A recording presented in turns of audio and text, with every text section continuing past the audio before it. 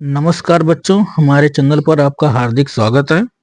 तो बच्चों, आज हम हल करने वाले हैं कक्षा 6 का अभ्यास 3B। तो आशा है बच्चों आप लोग अच्छे से होंगे। और कैसे हैं आप लोग? पढ़ाई वढ़ाई चल रही है बढ़िया? तो चलिए बच्चों शुरू करते हैं बिना किसी देरी के। तो बच्चों, आज का जो पहला प्रश्न है अभ्यास 3B का, निम्नांकित प्रश्नों 1-2 में केंद्रीय खानों की संख्या उनके चारों ओर के पटलों पर अंकित संख्याओं से किसी प्रकार संबंधित है। प्रश्न चिन्ह वाली संख्या ज्ञात कीजिए। तो बच्चों, यहाँ पे अगर हम देखें, हमें यहाँ पे जो है एक में 3 सवाल दिया गया है। क ख ग 3 सवाल है, जिसमें का में और खा में संख्याएं जो हैं वो भरी हुई हैं। तो दिखा देते हैं बच्चों को। यहाँ पे देखिए, इसमें 3 सवाल दिया गया है, क ख और ग। तो का में और खा में संख्या में यहाँ पे आंसर जो है वो भरा गया है, और जो गा वाला है इसमें फिल करना है। उसी प्रकार दूसरे के क्वेश्चन के पहले में का में और खा में भी भरा गया है, तीसरे वाले को भरना है। पर हम तुम्हें ये बताना चाहते हैं कि ये जो अंक हैं इसके अंदर 9 जो आया है वो कैसे भरा गया है, इसमें 10 कैसे भरा गया है, किस प्रकार से हल किया गया है, और ये किस प्रकार से हल किया जाएगा। उसी प्रकार दूसरे का जो कहा है इसमें 10 कैसे भरा गया, 8 कैसे आया, तो इनकी भी नॉलेज आपको होनी चाहिए। तो चलिए बच्चों शुरू करते हैं फिर। तो यहाँ पे अगर हम देखें, जो हमारा पहला प्रश्न है, यहाँ पे पहले का जो का है, यहाँ पे संख्या दी हुई है, बीच में 9 भरा गया है और ऊपर है 4 - 3। तो चलिए अब यहाँ पे क्या करा जाएगा, इन संख्या इसको जोड़ा जाएगा, फिर इसको जोड़ा जाएगा, इन दोनों का जो योग आएगा उसको आपस में जोड़ा जाएगा, और फिर ये संख्या निकल के आती है। तो चलिए आपको दिखाते हैं किस प्रकार से। तो यहाँ पे क्या है बच्चों, यहाँ पे दिया गया है हमारा 4 और प्लस, और यहाँ पे क्या दिया गया है हमें -3। ठीक है, और नीचे वाला देखें तो यहाँ पे दिया गया है -7 और प्लस, और यहाँ पे क्या दिया गया है हमें 15। चलिए जोड़ते हैं दोनों को। तो अब यहाँ पे ब्रेकर तोड़ेंगे तो यहाँ पे हो जाएगा 4 और प्लस माइनस का हो जाएगा -3। उसी प्रकार यहाँ पे ये संख्या माइनस में है, ये प्लस में है, तो प्लस माइनस क्या हो जाएगा माइनस, यानी 7 और माइनस क्या हो जाएगा हमारा 15। अब देखो इसका योग क्या निकल के आएगा, तो 4 - 3 हो गया, 4 में से अगर 3 निकालेंगे तो कितना बचेगा बच्चों हमारा, प्लस का 1 बचेगा। क्यों? बड़ी संख्या प्लस में, छोटी संख्या माइनस में, बड़ी संख्या का साइन हमेशा उतरता है। उसी प्रकार यहाँ पे देखें, 7 माइनस में था, 15 प्लस में था, तो प्लस माइनस का यहाँ पे माइनस हो गया है, तो 15 में से 7 निकालेंगे तो बच्चों कितना आ जाएगा हमारा 8। अब इन दोनों संख्याओं का योग करेंगे, जो ये दोनों संख्याएं निकल के आई हैं इनको आपस में जोड़ देंगे, तो यहाँ पे हो जाएगा बच्चों 8 और प्लस 1 बराबर कितना हो जाएगा 9। तो यही जो 9 निकल के आया है यही यहाँ पे भरा गया है। इसी प्रकार बच्चों अब खा वाला देखते हैं।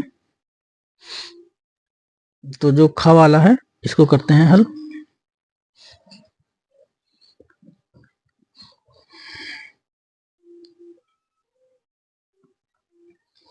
खा वाला देखते हैं बच्चों, यहाँ पे दिया गया है 21 और 11।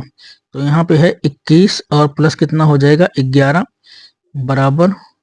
अब अगर नीचे देखें तो यहाँ पे -9 -13 दिया हुआ है, तो -9 और प्लस, और ब्रैकेट में क्या हो जाएगा -13। इस संख्या में जोड़नी होती है, तो यहाँ पे 11 में अगर इसको जोड़ देंगे तो एक कितना हो जाएगा 2, और 2 ये कितना हो जाएगा 3, यानी 32, 21, 11 कितना हो गया 32। उसी प्रकार से अब पहले यहाँ पे देखो, ये भी माइनस में है, ये भी माइनस में है, तो अब जब दोनों संख्याएं माइनस में है, पहले ब्रैकेट तोड़ेंगे तो यहाँ पे हो जाएगा -9, और ब्रैकेट तोड़ेंगे तो प्लस माइनस क्या हो जाएगा -13। ठीक है बच्चों, अब जब इसका ब्रैकेट टूट गया है तो इसको हल कर लेते हैं। तो यहाँ पे कितना निकल के आया, ये भी माइनस में, ये भी माइनस में, तो माइनस माइनस क्या हो जाएगा हमारा प्लस हो जाएगा, और इसको फिर ये जोड़ जाएगा, जो आंसर आएगा वो माइनस में आएगा, क्योंकि दो संख्या माइनस में है तो माइनस में आंसर आएगा, पर ये जोड़ा जाएगा। तो 13 7 20 और 20 2 22, तो 13 और 9 कितना हो गया हमारा, हो गया 22, माइनस का 22। अब बच्चों यहाँ पे 32 निकल के आया, पहले का क्वेश्चन, पहले का हल, और इसका निकल के आया 22। तो इसी प्रकार जैसे हमने आपको बोला था कि इन दोनों संख्याओं का करना है आपस में जोड़ना होता है, तो यहाँ पे लिख लेते हैं 32 और प्लस, और ब्रैकेट में यहाँ पे कितना है, यहाँ पे आया हमारा -22, अब बच्चों ब्रेकर तोड़ेंगे अगर हम, तो ये संख्या क्या होगी आपस में जोड़ना है हमें, तो ब्रेकर तोड़ेंगे तो यहाँ पे हो जाएगा 32 और माइनस का प्लस माइनस का माइनस हो जाएगा और 22। 32 में से 22 निकाल देंगे बच्चों, कितना आ जाएगा हमारा पर देखो छोटी संख्या हमारी माइनस में थी, बड़ी संख्या प्लस में है, तो प्लस का आ जाएगा हमारा 10, जो कि 10 यहाँ पे भरा हुआ है। चलिए बच्चों तीसरा वाला देखते हैं, गा वाला। तो ये जो गा वाला है, गा वाला देखते हैं। तो बच्चों यहाँ पे दिया गया हमारा 17 माइनस 15, यहाँ पे दिया है 17 और प्लस ब्रैकेट में लिख देंगे माइनस का 15। नीचे हमारा दिया हुआ है माइनस का 18 और प्लस यहाँ पे कितना है 14। चलिए बच्चों स्क्रॉल करते हैं, तो यहाँ पे हो जाएगा 17, ब्रैकेट तोड़ेंगे तो प्लस माइनस का क्या हो जाएगा माइनस, और यहाँ पे आ जाएगा हमारा 15। उसी प्रकार यहाँ पे 18 और प्लस माइनस का गुणा हो जाएगा माइनस, और यहाँ पे आ जाएगा हमारा 14। फिर इसका आंसर निकालते हैं बच्चों। तो अब देखिए 17 में से अगर 15 को निकाल देंगे तो कितना बचेगा हमारा आ जाएगा इसका 2, बड़ी संख्या प्लस में है तो ये प्लस में आएगा। अगर यहाँ पे देखें बच्चों बड़ी संख्या क्या है माइनस में और छोटी संख्या हमारी प्लस में है, बड़ी संख्या का साइन आएगा तो प्लस माइनस का माइनस हो जाएगा। 14 में से अगर हम 18 में से 14 निकाल दें तो हमारा कितना बचेगा माइनस का 4, यहाँ पे आ जाएगा हमारा माइनस का 4। अब इसी प्रकार अब -4 और प्लस कितना हो जाएगा हमारा 2, तो बराबर। अब देखो बच्चों यहाँ पे माइनस और प्लस दोनों संख्याएं दी हुई हैं, तो 4 और प्लस माइनस क्या हो जाएगा बच्चों माइनस, प्लस माइनस का हो जाएगा हमारा माइनस, और 4 में से 2 निकल जाएगा, तो 4 माइनस 2 बराबर 4 में से 2 निकाल देंगे तो यहाँ बचेगा हमारा 2। अब तो यहाँ पे देखें दोनों संख्याओं में जो बड़ी संख्या है वो माइनस में है, वैसे यहाँ पे बड़ी संख्या माइनस में थी, जब इसको हल करते तो आंसर हमारा माइनस में ही आना था कि बड़ी संख्या का साइन नीचे उतरता है। तो बच्चों इसका आ जाएगा हमारा माइनस का 2, तो इसमें बच्चे भर जाएगा हमारा माइनस का 2, जो कि इसका आंसर है।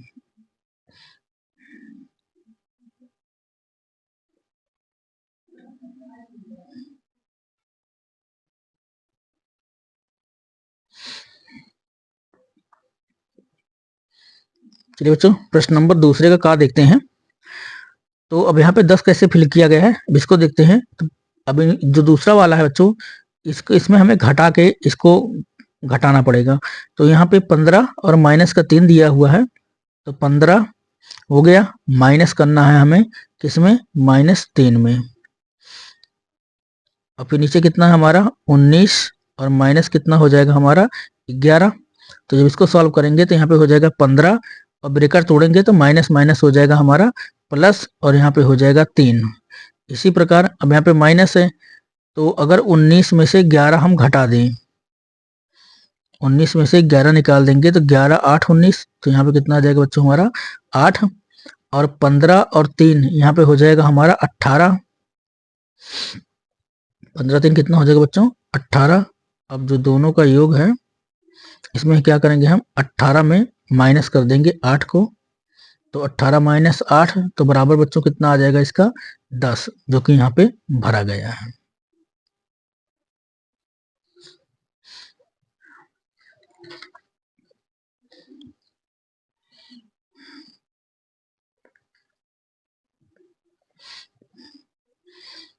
तो दूसरे का खा देखते हैं। दूसरे के खा में यहाँ पे दिया गया है 10 और 4, तो यहाँ पे हो जाएगा 10 और -4 बराबर, और यहाँ पे दिया गया है 5 और माइनस हो जाएगा हमारा 7।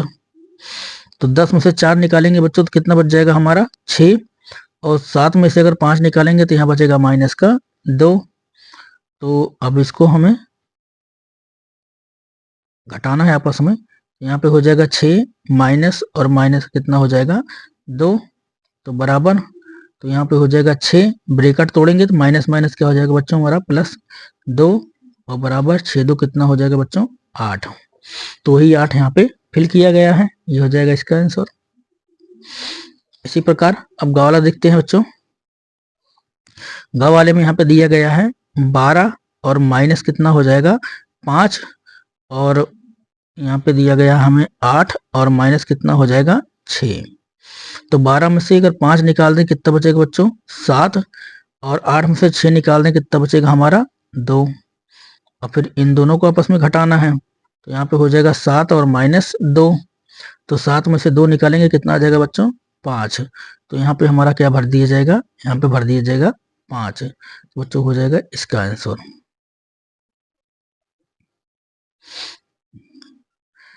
इसी प्रकार बच्चों अब क्वेश्चन नंबर 3 देखते हैं। तो क्वेश्चन नंबर 3 में दिया गया कि अपनी अभ्यास पुस्तिका में खाली जगह भरिए। कह रहा है कि दो पूर्णांकों का योगफल सदैव ... होता है। तो जो दो पूर्णांकों को अगर हम आपस में जोड़ेंगे तो उसका योग क्या निकल के आएगा? पूर्णांक ही निकल के आएगा। पूर्णांक आपको पता है कि पूर्णांक क्या होता है? पूर्णांक जो संख्या रेखा पे हम जो नंबर्स इस्तेमाल करते हैं, चाहे प्लस वाले हों चाहे माइनस वाले हों, तो वो सभी क्या होते हैं? पूर्णांक ही कहलाते हैं। अब जैसे -1 और +-2 करें तो प्लस माइनस का माइनस हो जाएगा। तो वहां पे अगर हम देखें तो जब 2 में अगर हम -2 में या -1 में -2 जोड़ेंगे तो उसका आंसर क्या आ जाएगा? -3 निकल के आएगा। तो वो जो -3 है वो भी तो होता पूर्णांक ही है। तो दो पूर्णांकों का योगफल सदैव क्या होता है बच्चों? पूर्णांक होता है।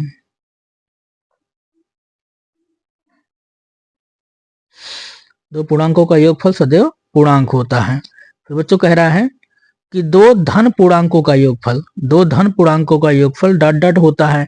तो बच्चों दो धन पूर्णांकों का योगफल हमेशा क्या होगा? धनात्मक ही होगा। तो यहाँ पे क्या होगा बच्चों? धन पूर्णांक होगा, धन पूर्णांक होगा। जैसे 2 में 2 जोड़ेंगे तो कितना आएगा? 4 आएगा। तो 2 + 2 कितना हो गया? 4। 4 भी क्या है? एक पूर्णांक है।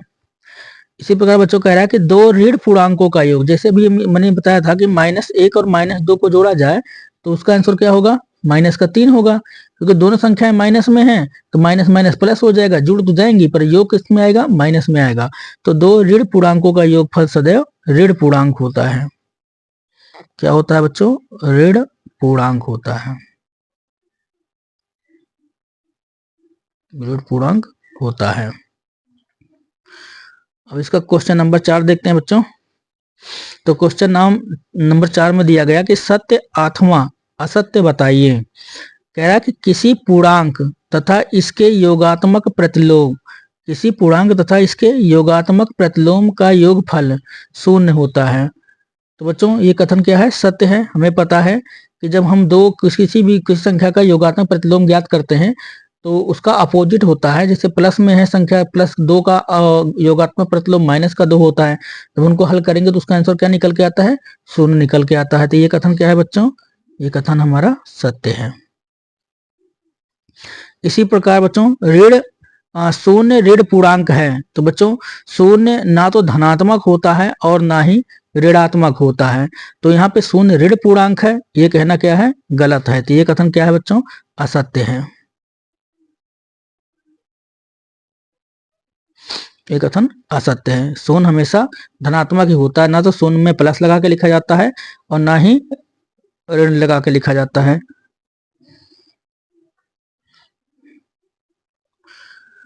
तो यहाँ बच्चों दो ऋण पूर्णांकों का योगफल धन पूर्णांक होता है।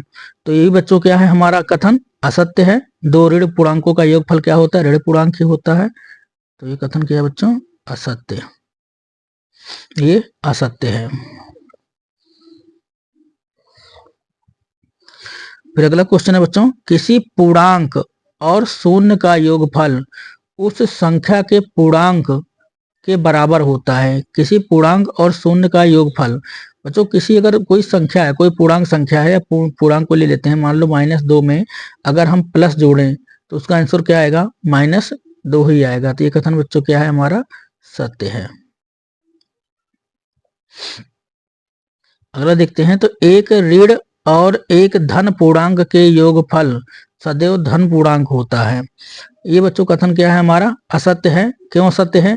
कि देखो धन पूर्णांक अगर बड़ा है तो उसका साइन नीचे उतरेगा, अगर छोटा ऋण पूर्णांक है तो उसका तो उतरेगा नहीं। अगर कोई संख्या दो जोड़ रहे हो, एक धन में है एक ऋण में है, मान लो -9 में और +5 करें तो उसका जो योगफल निकल के आएगा वो माइनस में निकल के आएगा। तो ये भी क्या है बच्चों? असत्य है। हमेशा धन पूर्णांक नहीं होता है, उसमें ऋण पूर्णांक भी होता है, वो संख्या के बेस पे आधार करता है कि बड़ी संख्या धनात्मक है या ऋणात्मक है। तो ये बच्चों ये भी कथन क्या है, असत्य है। अगला क्वेश्चन है कि संख्या रेखा पर -18 और +18 शून्य से समान दूरी पर हैं। तो बच्चों जो संख्या रेखा होती है वहां पे जो बिंदु होता है शून्य वाला, अब शून्य से 18 इधर प्लस में और 18 इधर माइनस में, दोनों संख्याएं क्या होती हैं, बिल्कुल समान दूरी पर होती हैं। तो ये कथन क्या है, हमारा सत्य है। ये कथन बच्चों हमारा सत्य है। फिर लास्ट वाला बच्चों इसका जो अगला क्वेश्चन है, कह रहा है दो धन पूर्णांकों का योगफल, दो धन पूर्णांकों का योगफल सदैव धन पूर्णांक होता है। तो बच्चों अगर मैंने आपको बताया था कि दो संख्याएं धन पूर्णांक है, जैसे मान लो अगर हम 4 में +4 करें तो दोनों संख्याएं क्या है, धनात्मक ही है, 4 + 4, तो उनका जो योग निकल के आएगा वो क्या निकल के आएगा, 4 4 कितना आएगा, 8 आएगा।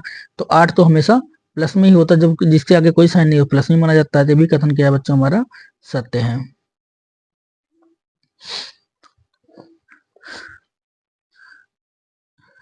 तो बच्चों आज का सत्र यहीं समाप्त होता है।